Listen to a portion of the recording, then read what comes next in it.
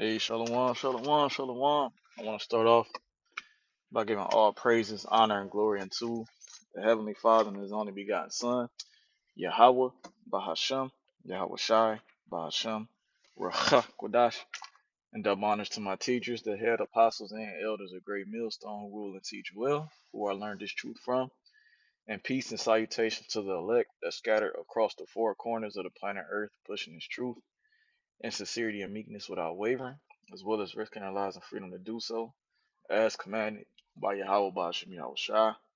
This is your brother Aishar from the GMS Cleveland Church, back with another lesson. And Lord willing, this to be edifying to one of the Lord's elect, and this is gonna be a quick hit, okay? And this was I'm currently pulling up, to the gym, and I was scrolling through Instagram, and this pretty much caught my attention, okay? uh it says Isaiah Hartenstein reveals he's actually black. Okay, in which we know that black is not a nationality or an ethnicity. It's actually a byword, okay, that was created in 1681 in Jamestown, Virginia, to create a social construct, okay, to keep you Israelites, okay, you Negroes, Latinos, Seminole Native American Indians, mainly you Negroes, okay, which will represent the tribe of Judah, okay, as well as Jamaicans and Haitians, okay, it's really to keep you from the truth, okay, but that's another lesson. But the guy Isaiah Hartstein is not the guy on your right, okay, but the guy on your left, okay, and and this is for you Israelites that say all the Israelites is gonna be colored or like the elder Apostle Gabar says, he mentioned decades ago at the school. He says not every Israelite is gonna look like John Shaft. You see what I'm saying? Okay, not every tribe, every person, okay, out of the tribe of Judah is gonna look like a so-called black man. All right. Okay, and this is just a cut. Okay, and this once again, this is gonna be quick. Okay, and I'm gonna grab a couple scriptures, then I'm gonna close out. All right. Just jump right into it. Are you black? Explain your blackness. It's like light skin. I'm bright skin. Ooh. So, like, I'm okay. above- Bright skin. I like that. I'm above. My child's bright skin. I'm above light skin. Yeah, my dad's black. Anytime people find out, y'all know Key and Peele. Like when Barack Obama's going in, white man handshake different, black. When they find out I'm black, You got the good handshake. It changes. Like, it's the whole vibe. The whole vibe changes. It goes from, hey, Zay, how you doing? Hey, yo, Zay, what up, man? You good? I think Hart did the same thing. He's like, oh, it's a pleasure to meet you. Nice to meet you. Pleasure to meet you. You know I'm black. It changes. Like, oh, Zay. Yeah, I heard you was black, but I found out he was black. I was like, yo, that's crazy. You see, so I'm gonna play it one more time. Okay, I'm gonna play it one more time. All right. Jump right into it. Are you black? Explain your blackness. It's like light skin. I'm bright skin. Ooh. So, like, okay. above. Bright skin. I like that. I'm above. My child's bright skin. I'm above light skin. Yeah, my dad's black. Anytime. See, so his dad is a so-called Negro. Okay, which Negro is really a Spanish word that means black. Okay, but showing you that you are what your father is, man. Okay, and that's in the book of Numbers. Okay, the first chapter in the 18th verse. All right, let me grab that real quick. Just Numbers 1-18. And they assembled all the congregation together on the first day of the second month, and they declared their pedigrees after their fathers. Okay, and that's the point. It says by the house of, it says by their pedigrees after their families, Salakia, by the house of their fathers. Okay, so it's all about the father, man. Okay, when Jacob, okay, who was our forefather, whose name was later changed to Israel, when he slept with those women, okay, specifically the two heathen women, his concubines, the servants of his wives, okay, those children came out to be what? Israelites. Okay, they didn't come out to be heathens, man. All right. So once again, you're gonna have Israelites that look like heathens, man. Okay, and there's plenty other examples, man. Okay, and the guy Josh Hart, as you see, he even said his son is bright skinned. So you would confuse that his son as an Edomite, man. The whole time he's an Israelite, he's a Negro, okay, the tribe of Judah, man. Okay, so you when you dealing with when you out here on the street corners and you're teaching, a person might come up that looks like an Edomite. You have to try the spirit by the spirit, okay? That's in the book of First John, the 4th chapter, I believe. You have to try the spirit by the spirit, okay? You can discern if they're Israelite or not, man. Okay, uh, and this is just beautiful to see, man. Okay, because the Lord is all about variety, man. Okay, every Israelite is not gonna look the same, man. Okay, and this is that great multitude that's being talked about in Revelation, the 7th chapter, that's going to be delivered out of North America, Babylon the Great, as well as the four corners of the planet Earth, man. All right, just because, hey, that's the parable of the wheat and the tares, man. All right, let me grab that real quick, man. Okay, because this is what Yahweh Shah had mentioned. Okay, to his disciples, man, who were later named apostles. Okay, this is the book of Matthew, chapter 13, right, in verse 24. It says, "And another parable put he forth unto them, saying, The kingdom of heaven is like unto a man which sowed good seed in his field. But while man slept, his enemy came and sowed tares among the wheat, and went his way. But the blade was sprung up. But when the blade was sprung up and brought forth tares, then appeared the tares also. Went to Salakia, but when the blade was sprung up and brought forth fruit, then appeared the tares also. So the servants of the household wondered. The house Salakia. So the servants of the householder came and said unto him, Sir, didst not thou sow good seed in thy field? From whence hath it tares, man? And later on, he's going to explain what the wheat and the tares represent. Verse 28, he said unto them, An enemy have done this. The servant said unto him, Wilt thou then that we go and gather them up? But he said, Nay, lest while ye gather, okay, verse 29, lest while you gather, okay, up the tares, ye root up also the wheat with them. Okay? So Yahushua said, look, man, don't worry about none of that. Okay, don't worry about separating the wheat from the tares, man. Because you're gonna get confused, okay? You're gonna mistake one for the other. Alright? So he told them, Let both grow together until the harvest.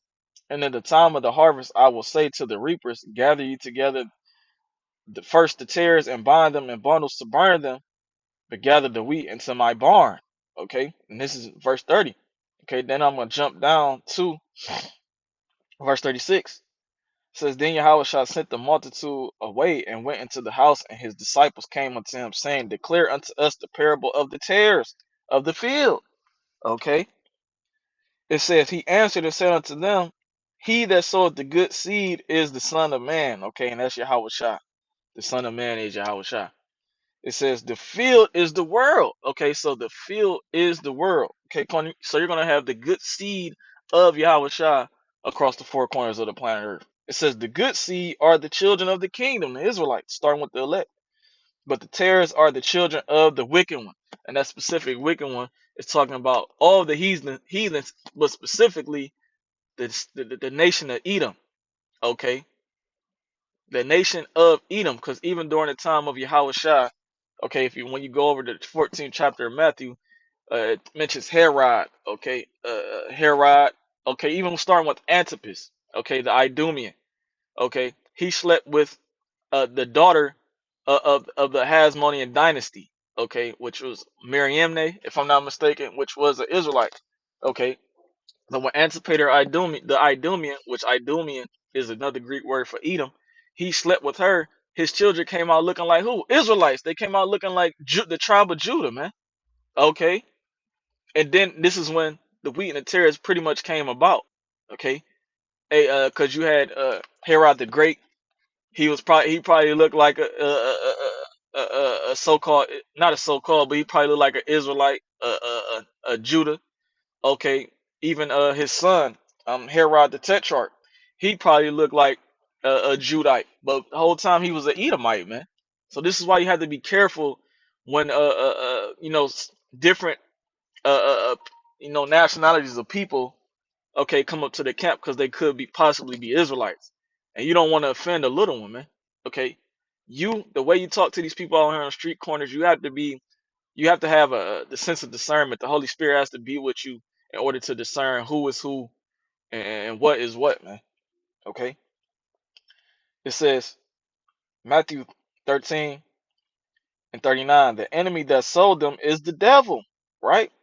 And that's talking about the physical counterpart, and that devil is talking about Esau. Okay, starting with Esau. The harvest is the end of the world, and the reapers are the angels, man.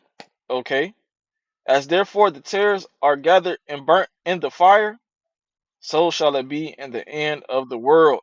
Okay, so when the Lord sends the angels, okay, which is really starting right now through the Spirit. Okay, we're separating the wheat from the tares right now, but soon physically it's gonna come into fruition, man. Where there's gonna be a separation between the nations, man.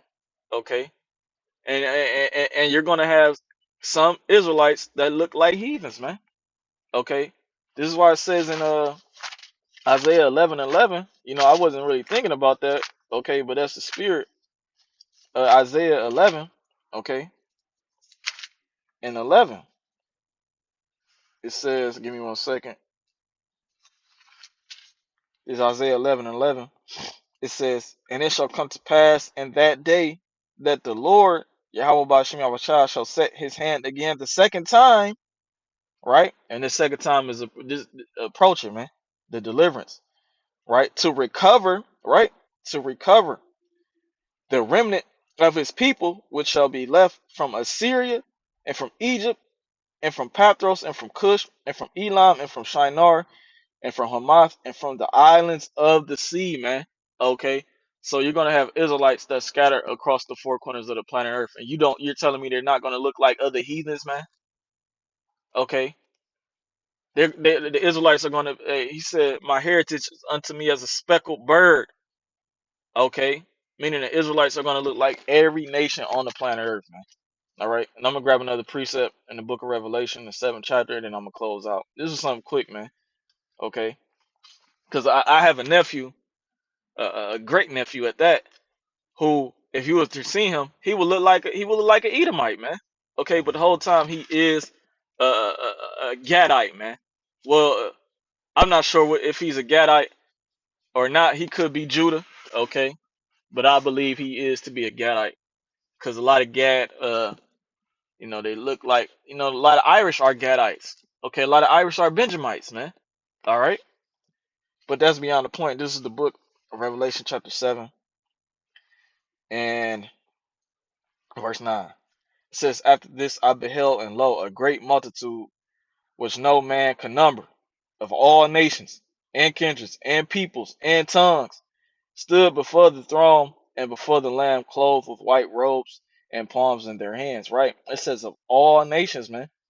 Okay, and kindreds. And I believe when you go into the word kindreds, it goes back to Phule, which means pretty much a descendant of the nation of Israel, man. Okay. Once again, it says, Revelation 7 and 9, after this I beheld, and lo, a great multitude. Okay. So there's going to be a great multitude outside of the elect, man. Okay. Which no man can number, of all nations, man.